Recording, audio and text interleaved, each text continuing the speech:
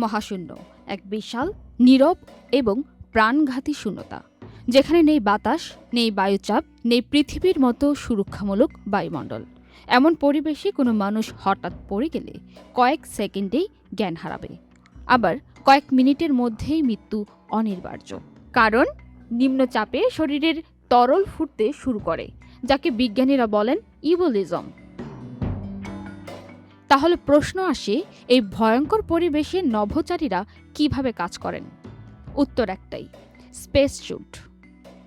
Space স্যুটকে সাধারণ পোশাক ভাবার সুযোগ নেই। এটি আসলে এক ধরনের ব্যক্তিগত ক্ষুদ্র মহাকাশযান। এতে থাকে দুটি প্রধান অংশ, প্রেসার গার্মেন্ট ও লাইফ সাপোর্ট সিস্টেম। 12 থেকে 16টি স্তরে তৈরি এই স্যুটের ওজন 100 থেকে 130 কেজি। 200-র বেশি সার্ভিস ও ফিচারে লেনদেনের সব বিকাশ অ্যাপে সম্ভব।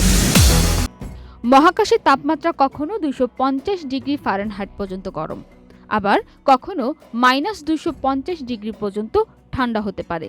এই চরম পরিস্থিতি সামলাতে স্যুটের ভেতরে পানিবাহী টিউবযুক্ত বিশেষ পোশাক থাকে, যা শরীরের তাপমাত্রা নিয়ন্ত্রণ করে। শুধু তাপ নয়, মহাকাশের ক্ষুদ্র ধূলিকণা ও উল্কাপিণ্ড থেকে সুরক্ষা দেয় এই স্যুট। এগুলো এত দ্রুত গতিতে চলে যে বুলেটের মতো আঘাত করতে পারে। স্পেস স্যুটের শক্ত বহুস্তরীয় গঠন এই ঝুঁকি কমায়। স্যুটের পেছনের ব্যাকপ্যাকই মূল লাইফ সাপোর্ট সিস্টেম। এটি অক্সিজেন সরবরাহ করে, কার্বন ডাইঅক্সাইড সরিয়ে দেয় এবং স্যুটের ভেতরের বায়ুচাপ ঠিক রাখে। ফলে নভোচারীরা নিরাপদে শ্বাস নিতে পারেন।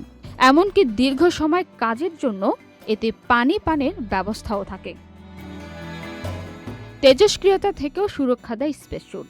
হেলমেটের স্বর্ণ প্রলেপযুক্ত ভাইজর সূর্যের তীব্র আলো থেকে চোখ রক্ষা করে। এছাড়া কোনো নভোচারী যদি আকাশে ভেসে দূরে সরে যান, তাহলে স্যুটের সঙ্গে থাকা সেফার জেট ব্যবহার করে আবার ফিরে আসতে পারেন। সব মিলিয়ে স্পেস স্যুটই মহাশূন্যের মৃত্যুর ফাঁদে মানুষের একমাত্র জীবন রক্ষাকারী ঢাল। পান্না আক্তার, চ্যানেল আই।